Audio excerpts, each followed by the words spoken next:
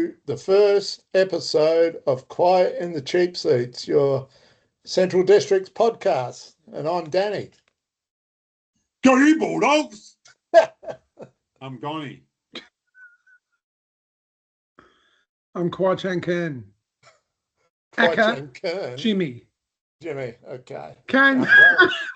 Welcome Kwai Chang along, Kane. fellas, for this first episode. How do you feel about it? It's really scary. If it was last week, I'd be more positive, but this week I've got a feeling I might be a bit negative about the playing group after Saturday's game. So I'll try to be a bit positive, but it was a dim day. Yeah, it was a bit dim, but let's be positive. What about you, Jim? That's okay. Oh, so you're looking forward to it? It's harder. It is harder to talk about the game when you get smashed by 50 points and no one plays good. It's hard. It's hard. It's harder to find good things to talk about, but it gives you more of a chance to digress onto weird subjects. Great to see that you're both very enthusiastic about our first live podcast. That's great. Should be a stunning episode. It's going to be a cracker, Danny. It's going to be a cracker. How you been going anyway, Donny? Pretty good. I'm packing for a trip overseas, which will be nice, although I'll miss 3 whole games. Oh, no. 3 games, and hopefully 3 winning games while I'm away. So that's a bit of a shame. I'll try and keep the scores going. I might even invest in SANFL now and watch the games while I'm away, because I will miss it. It's only $7.99 a month. So, yeah, why not? That's cheaper than a steak sandwich. No, it is. It's probably not as good, but it's cheaper. I judge all money now, currency, on how many steak sandwiches you can get. So, like, you buy a $50 whatever, and I just go, well, that's about 8 steak sandwiches. That's my currency. The steak dollar. Yeah. Yeah. It works. You're on holidays already, aren't you? Yeah, I'm on holidays. Yeah, that's great. I need a holiday after last week's game. Yeah. So I'm in Wallaroo at the moment. Just chilling out, and going to Melbourne later on in the week to catch an AFL game, the mighty Hawthorn Machine. You're calling the Hawthorn Machine after last Saturday's effort. Yeah, your game. I think Carlton might even knock them over this week if they go the same way. Anyway, enough of that. Maybe. Let's think about what happened on Saturday. I hope they don't. Hawthorn kicked 12 in a row. Let's forget Hawthorn. We're talking about Centrals. Gonny, so last Saturday, what did you think? Give us a bit of a rundown of what you thought about the game. To be quite honest, the parts of it I just zoned out because it was a bit hard to watch. And even like the Crows, they weren't spectacular or anything. It wasn't like watching them go, oh, wow, that was so skillful or stuff. It was a little bit rote, like a little bit predictable, but we didn't counter that predictability with anything. So from both sides of the coin, predictable from Crows and just a black. I don't even think it was skills. It was just slow. They just didn't seem to have any vigor or passion. There was a little bit on passionless side from Centrals. I mean, there are a couple of standouts that were really enjoyable to watch. One of them was Anzac Lakoviak. Did a great run down the, wasn't even quite on the wing, through the centre, and did that nice little chip kick over the top and resulting in a goal. Who was that who marked it on the end? Who was at the end of that? That was Talon. Yeah. It was the Claw. It was the Claw. So that was a memorable little passage. And he got the next goal as well. So there was a tiny bit there of enjoyable. Yeah, that's his second week in a row with 2. So I like how he's coming along, that fella, that youngster. So no, Talon actually got 3. I got 3 in the end. Yeah, I was talking about He got 3. that second goal, which was actually a really highly skilled goal as well. Yeah. So these are a couple of highlights. I felt like we really were hitting our straps in the second quarter when we got a couple in a row, or it might have been 3 in a row, and we got within 2 goals. We were about 4, Crows about 6, and I thought, this is going to be game on. Just had that feeling about it. And then 10 minutes later, that feeling had gone, and it was a shame because we were pretty pumped last week after a nice win over North. It was quite. I was quietly quietly confident that we were going to go against the Crows, because the Crows are a bit unpredictable this year because they've had a few ins and outs from their AFL side. So there were, it's hard to know if they're going to be on or off.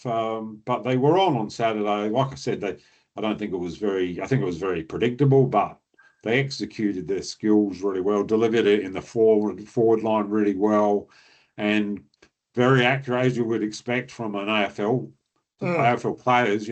Being 40 meters out or even 50 with not much angle. That's, if you can't do that, you're not a good AFL player. So that's right. So they had that on. They had the wood on us because of those few things. But yeah, a couple of shining lights, and a couple of enjoyable passages amongst. It was a hard day in many ways. It started getting cold, and so. And what about you, Jimmy? What did you think? Anything of particular?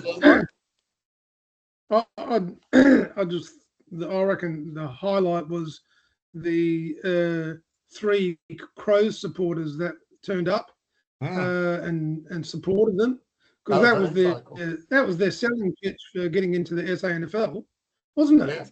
Yeah, it was. A few seasons ago, that was their sales pitch, that we'll bring 4,000 or 5,000 people to every game, SANFL game, boost the percentages off the crowd in the competition for the whole season, and they're just lying bastards. You're right. It was a sales pitch. It wasn't the truth. It was just a pitch. Yeah. And it never really eventuated. Oh, and then they started blackmailing the SANFL, saying, "Oh, we'll put him in the amateur league." Yeah, I mean, what the fuck? Put him in the amateur league. And we've actually seen in recent years sort of rumours that Port wanted to leave the SANFL and go play in the VFL, or who apparently just do not want Port there. So it's like the SANFL is just, shit on their shoe, basically. They treat them with contempt. I think it's disgraceful. Anyway, look, the game, Jim. Oh, well, we got smacked. Marking. We just didn't take any marks around the ground like they did. The Crows did. They would smash us in marking around the ground. Yeah. They were just soaring above packs, taking mark, always had running players going past. They could handball off. And we couldn't do that. We just couldn't take contested marks around the ground. When they went forward and kicked it into their goal square, they were just taking marks, and we just couldn't do the same. We couldn't, even though there was a few marks that we should have had in the goal square with the front on contact, and the umpire just let it go on all the time. We did that to them, but they got the mark paid. But it was a different story in Central's goal square. Just couldn't. No, it was marking that was a big thing around the ground. They smashed us in the air. Yeah, there was 2 noticeable ones. I think, that front on contact, one to Grace and one to Rosenzweig. I think both in the second quarter, definite front on contact, and it was play on. Yeah. I guess I saw the game as as Gonny said, it was somewhat predictable. It was like if you knew nothing about form or anything, you could probably have written that script pretty easily and said, well, the Crows have got lots of good players in. You know, Nick Murray, Jordan Butts were in there, Isaac Cumming, like really top quality players who've played a lot of AFL this year. And I think their class stood out, and their class all over the ground from other AFL players like Edwards and Chase Jones even. And I think it was, it just seemed very sort of by the script, if you like. And their skills and fitness seemed a lot better. Yeah. And then there was Riley O'Brien, even though he's, questionable whether he'll get back into the AFL side, but it's still, how many AFL games did he play? What, 50, 100? So, that kind of, he took a couple of really good strong marks around the ground too, sort of that presence.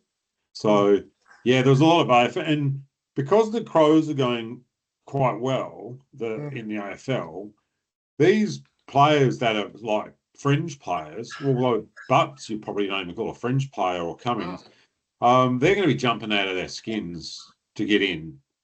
Like, you know what I mean? They're not going to just roll up to the SANFL and go, next week I'll be back in the first. They're going to have to play hard. It's a bit like Saligo did a few weeks ago, not against Centrals, but he got like about 40 odd touches to get back in the first. So they just jump out of their skin to get back in, and they become really, because they've got the skills, and then they really, really try hard to get noticed. So I think they should go well for the rest of the year, the Crows, I reckon.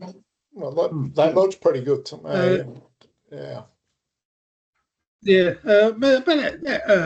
But that tells you how good Rosenzweig is playing. He kicked 3, and he had those class defenders on him down there.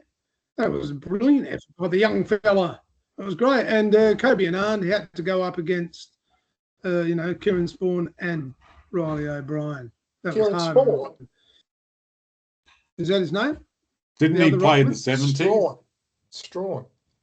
Kieran Strawn, not Kieran Spawn. Wow, I think Kieran Spawn's about the same age as me. He was a good player, though. I'll give him that, but I don't think he could do it anymore. Kieran Strawn. Strawny. That was 2-1. Interestingly, Strawn. Strawn. I thought that Anand, as he always does, busted his guts. And, O'Brien didn't have it all his own way. But what I did notice was in the second half, how Tomo was jumping over the top of O'Brien a lot in the centre and winning the tap.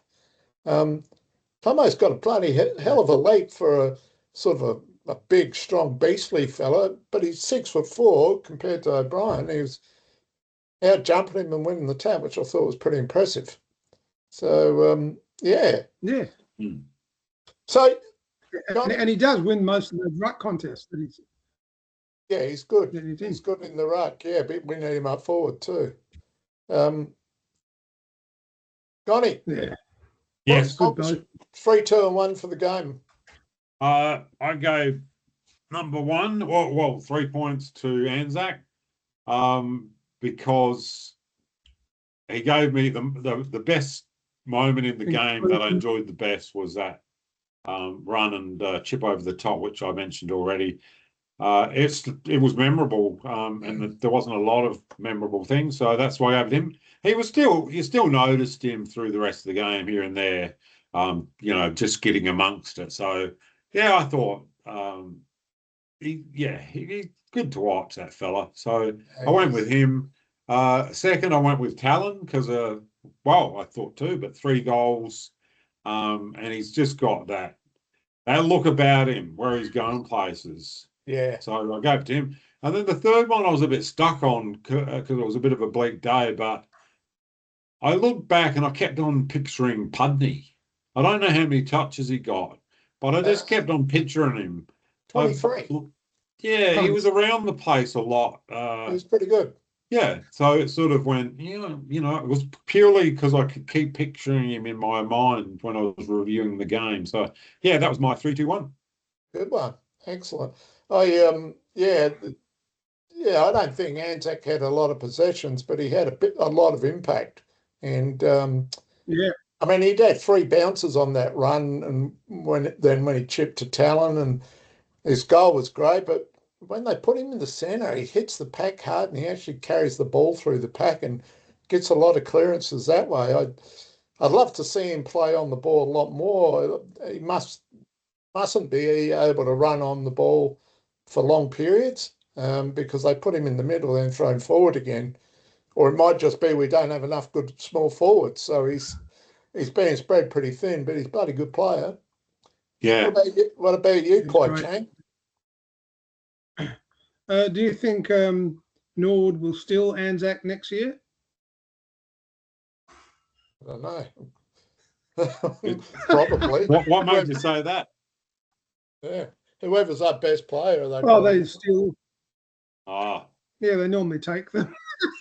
Yeah, well, I I would him. say some of them haven't been stolen; they've defected, really. yeah. But anyway, let's not go there. Yeah, we could talk about that all night, couldn't we? And No, the reasons. Andre, I don't know what you're doing, Yeah. Jimmy. You're just way behind the I forgot conversation. my 3-2-1, but Are you going to give us the 3-2-1? This must make for fantastic viewing. I forgot who I gave one vote to. So you go. I've forgotten. I think it was 3 to Faye, 2 to Perez, and Right. one to Mr. Chisholm. Mr. Chisholm, that was it. Yeah, Yeah. he seemed to be.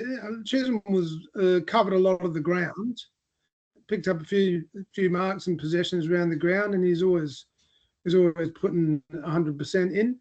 And when the game was, when we were playing well, it was Presbury. It was getting good clearances out of the middle and out of packs around the game, and that's how much of an impact that Presbury, the captain, can have. And Josh Fahey just keeps continuing to play well every single week, picks up a lot of possessions, provides a bit of run and carry down the middle, down the corridor. He likes playing down the middle. Yeah. So 3-2-1. Yeah, no worries. Yeah, I went the same with Fahey for 3 votes. And then I gave 2 to Anzac, and I gave 1 to Eagle Claw, Talon. Fahey was, I thought he started quiet. I didn't notice him to start with, but then he really came into the game. I think he may have finished with like high 20s, 27 possessions or something like that. Had some great runs. Yeah. That run down off, I think it may have been Atkinson, that he ran down in the pocket there and sort of ran him down from 80 metres away. It was fantastic. And once he started getting moving, he was really picked up a lot of the ball. Thought he was great. Anzac for the same reasons as Gonny. High impact, a lot of memorable highlights, and Talon for 3 goals on Jordan Butts is bloody good effort. So certainly deserves something. And as you can see on the screen now, there's our leaderboard after our 2 rounds. The green against North in Prospect, meaning we won. The red against Adelaide Elizabeth, meaning we lost.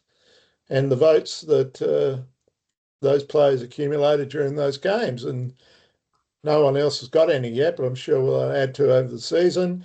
Yeah, there's only 6 games left, so it'll be a tight run. But Fahey leading the way by quite a lot at the moment.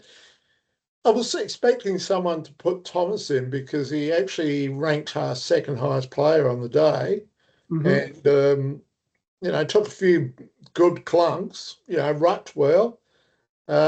But none of us could find a spot for him this week, which is interesting, isn't it? I think we expect a lot from him. So even when he does, does some good stuff. I think there's high expectations, and he didn't meet those expectations. Even though you're right, he did some good stuff, but I think we might be a bit hard on him because we know he can be so good. Yeah. He can break games open. He hasn't even played 50 league games yet. Yeah, right. So just imagine what he's going to be like when he's around about, 70 league games. Yeah. He's going to be a gun, a super gun. Yeah. So Thomas, yeah, but he'll poll a lot of votes for the rest of this season, for sure. Yeah, if he doesn't get reported and rubbed out for a few games, something like that, which I love about him. Connie, you are right. We're probably pretty harsh on him. When he was forward, he had Nick Murray on him, and when he was rucking against O'Brien, and he still did pretty well. So, yeah, maybe he deserves some votes, but I think the others also deserve to be mentioned as well. So, be interesting. We'll find an award to give away for these guys. Maybe, free schooner at the bar at Grand Central or something like that. And a date with Miss Bulldog. Oh, yeah. All right, we'll find Miss Bulldog and give a date to the winner with Miss Bulldog. That'll be fantastic. And look, she's a very nice girl. All righty. So it was an early game this week, 1:10, and it was a bit hard to get into the sync of it as well. I sort of felt out of whack, and yeah, I didn't dive straight for the canteen like I usually do either. I waited a while, and I couldn't get into the groove of the canteen. I had my chips; they were great as usual, but just didn't feel right. What do you think, Jim? Yep. Yeah, well, you've got to.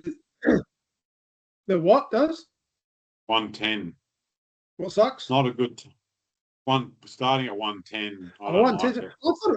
I thought it used to be 110 when it was a telecast game, but it wasn't even telecast.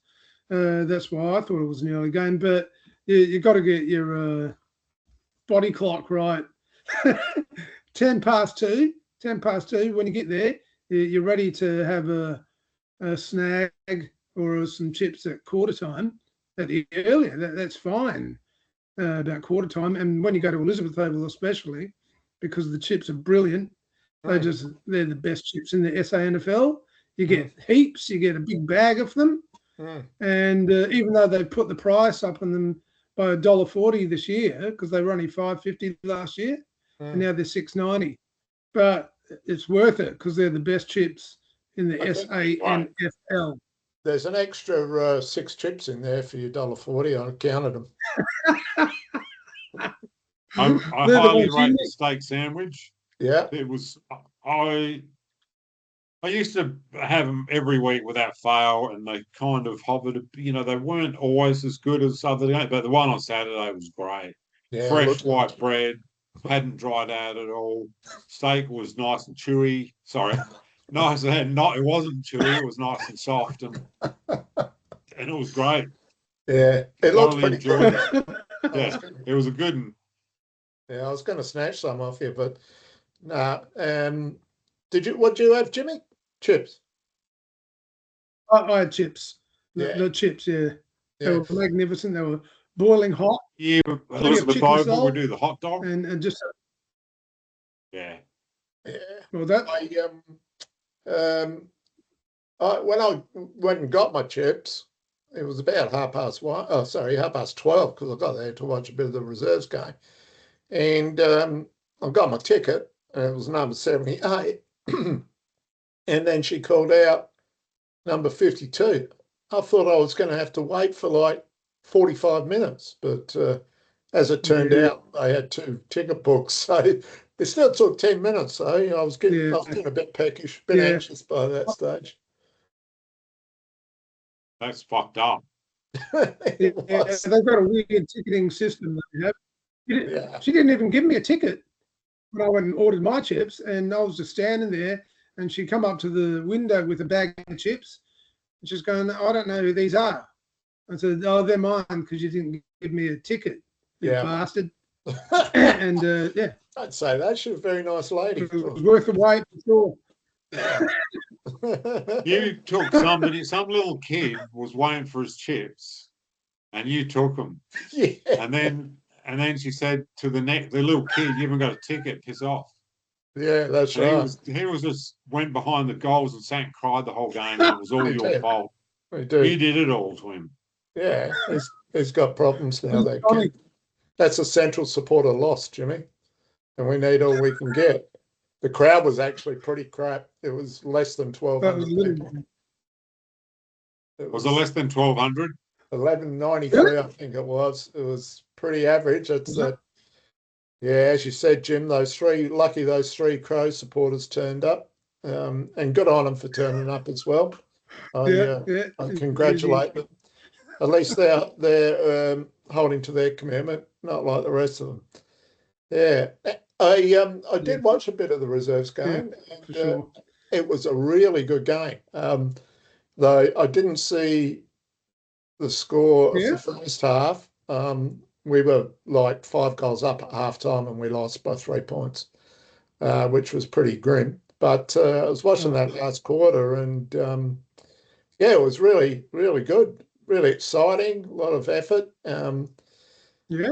I'm looking at the game. I think Hamblin's due to get a league game. He was playing superbly, and I looked at his stats, and he was right up there again, highest ranking player. Lane Ellis sort of looked to me like he was running out of legs in the last quarter, but still did some good things. So yeah, might be room for Hamlin this week, who's a midfielder. It'd be pretty good. Well, especially if Harry's out. How's again, Michal? bring him up. Yeah, well, it could be. Yeah, if someone's got to make way for him, of course. I don't know if we had any injuries. Harry, yeah. If how's Hamlin, Michal going? I didn't notice a lot of him in the last quarter there. Actually, I can't even remember seeing him much. I looked at his stats; they weren't that good. And I know McCarty played reserves last week, but he wasn't in this week, so he must have had a recurrence of his injury.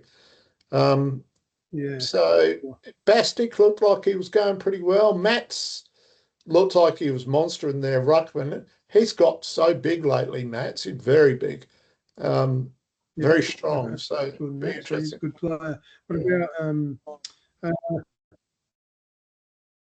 What about Josh Smith, the young recruit? I don't think he played on the weekend. I didn't see his name. Oh. Actually, I don't think I saw it against North Adelaide either. But anyway, and the 18s had a very good win.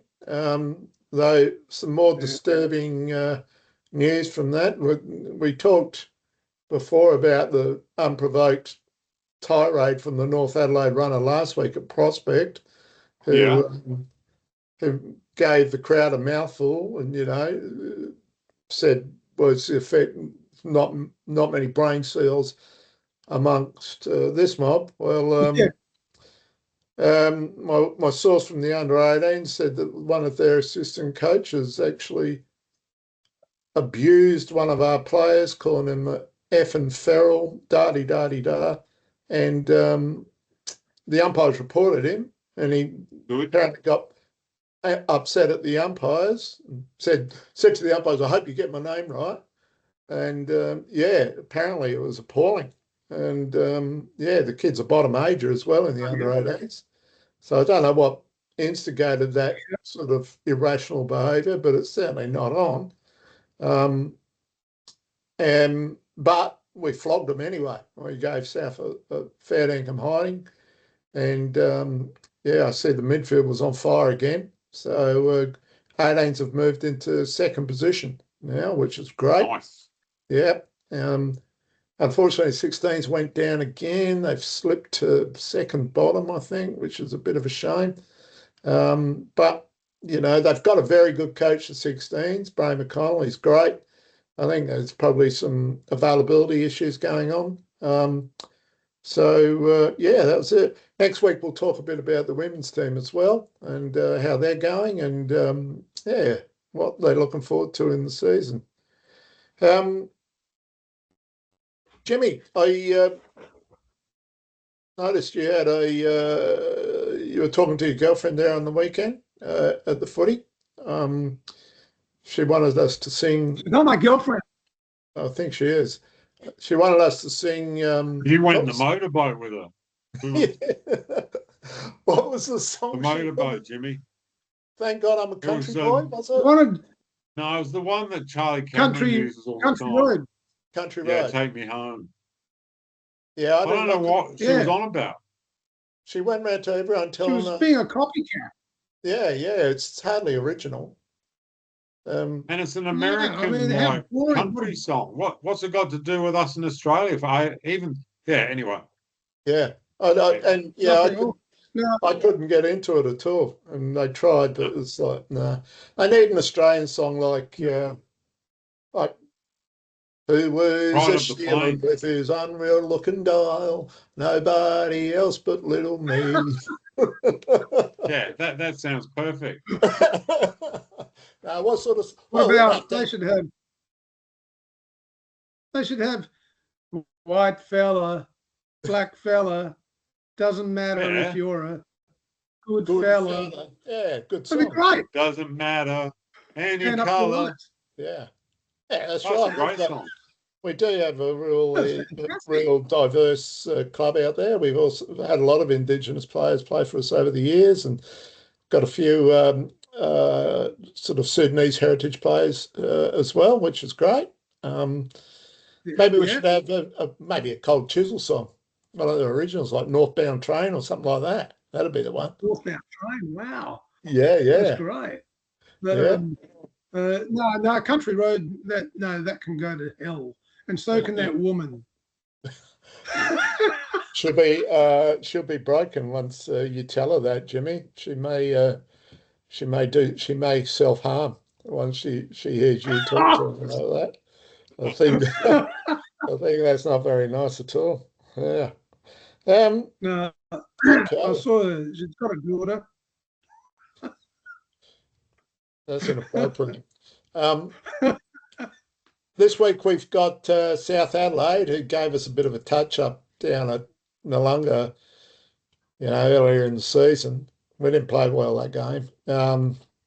Even though we were in it early, their small men seemed to run all over us in the second half, and they kicked 9 goals in a row or something. But we're at Barossa Park up at Lindop this week, which is an amazingly good venue. You two guys won't be there, unfortunately, but I'll be going along, and Madsy and Wacko Jacko will be there, so we might get them on the podcast next week. How do you reckon we'll run up this week? Well, it's sort of not fair because we don't get a home game against South, which we've probably got a good chance against. But we played them at their ground way down at Noongar, and we don't get a chance to play them at the Ponderosa on our home deck, which we know pretty well. But it'll be an interesting contest. South hammered Port last week at Alberton. So they're in a bit of form, South are at the moment. But if we stick to our game plan, hopefully Harry Grant comes back, get rid of Postuma, bring in another wingman, and we'll do the job against the Panthers at Barossa Park. What do you think about that, Connie? Do you think it's unfair that we're playing at Barossa Park? It's part of Central Zone. Should it matter? Not in essence. I think it's good to try something, especially because they've spent so much on it, and they've played AFL there. There's no reason they can't play Sanderfield there as well. But I'm worried about the time. And it's because it's South as well, the furthest team by far away from it. If the other festivities that I hear are on as well, like it's a bit of a festival of footy and there's some other activities. if there's a lot of people milling around and stay around to watch the game, it could be good. But I'm not convinced the 4 o'clock time slot's going to sort of lend itself to that. So, but as far as like I said, in essence, yeah, I mean, giving up a home game for somewhere like theirs, sort of, yeah, it's not. I don't have a problem with it. Yeah, Yeah. Of course, it's always great to play at Elizabeth, which is just the best oval. Great oval for spectators in particular. You can see from anywhere. You can fit a lot of people in. Magnificent parking, so much parking compared to places like Prospect and Unley and Glenelg and Norwood, which is appalling. But I think that it's great to play it up there. It's Central's traditional recruiting zone. The facility is magnificent. I think we'll feel at home a bit there. And is it the country championships, football country championships on this weekend, I think? So there might be a few people around the traps. Yeah, I can't remember what it was commemorating. I thought it was the Barossa Festival of Football, I think. Something like that it was called. But whatever it's going to be, there'll be a lot of people around. It'll be a great vibe at Lindock. I wish I was going, but I can't make it this week. The doggies will do it this week. I think against can't an make it informed because you're a bit soft, but Gonnie's okay. You're going off doing the motorboat. You're going somewhere to do the motorboat with your acquaintance at the footy. Yeah, that's right. She blocked me. She blocked me on all social media. So I'm depressed now. Oh dear. It'll be freezing cold, that's for sure. I reckon it's starting at 4 o'clock. By the time that game's over, it'll be pretty icy, and but that's okay. It'll finish at a good time. Rug up listeners. Yeah, rug up listeners and watchers, and but after the game's finished, come back to Gawler or wherever and drop in somewhere and have yourself a black and tan or a stout or something. It'll warm you up. That'll be fantastic. Or a Benedictine. Yeah. Well, that's too fancy for football, Jimmy. Yeah. That's sorry. Yeah. Anything else you wanted to add before we sign off there, Gonnie? Yeah, I think we should make it a player of the week, like an ex-player of the week. We should have a quick memory of. So recently we saw Sally Saywell, David Sally Saywell at the club. Great and some of us had a chance. Yeah, he was awesome. A great player during the 70s. He just sort of had, he just like lived and breathed Centrals back then when you get the big crowds. So I had a quick chat with him, and I said I just watched the first game at Football Park ever on YouTube, and I said it was great. I saw you kick 7 goals, and he just looked at me and said, I held the record there for the most goals. And then he paused and said, yeah, for a week. I held the record there for you just I think we've just dropped out a bit there, Gonnie.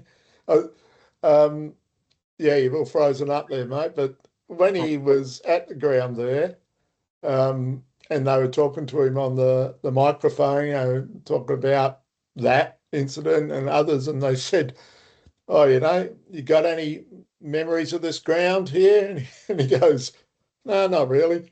It was just hilarious. Oh, God. No. Not really. He played like 180 games or something, kicked hundreds of goals, and he didn't have any memories of Elizabeth. It was hilarious. Oh, yeah, that was fantastic. I asked him about well, I was talking to Sally, a magnificent player. And because I remember when Max George kicked 10 goals 2 weeks in a row. The first week was against West Torrens, and then he did it against South the following week. What a player. And then the week after that, David Sower was trying to copy him Yeah. at Football Park, and he tried to. It was about 70 metres out, and he'd done a screwy, Yeah. and it went through for a goal, but it bounced twice. It was magnificent. Yeah, And that's good. he reckons he could remember. Yeah, right. He could remember it, Sally. But he was great half forward. He could, I don't know what his average goals per game was, and maybe 3 goals a game from the half forward flank. Yeah, And it's about 6'3". Yeah. No, it was something Yeah, like that. I mean, yeah, the opposition used to love, bagging him, and he got the nickname Sally and all this sort of stuff. The opposition used to think he was a bit soft, but he was a bloody good player. He used to take a lot of marks and kick a lot of goals, and he was a terrific half forward. Yeah, so yeah. All right. Well, I think exciting player. A lot of high marks. Sorry, what was that? A lot of high marks from Sally. Yeah. No, good player. Well, I think we're pretty much out of time for this week. Well, we might call it there. You guys have a good holiday, and we'll look forward to seeing you back next time. Yep. Keep on No worries, go motorbike. you Bulldog. All right. I've Thanks, blocked it. Dan. No worries. I stuffed it up. I forgot to hit stop recording.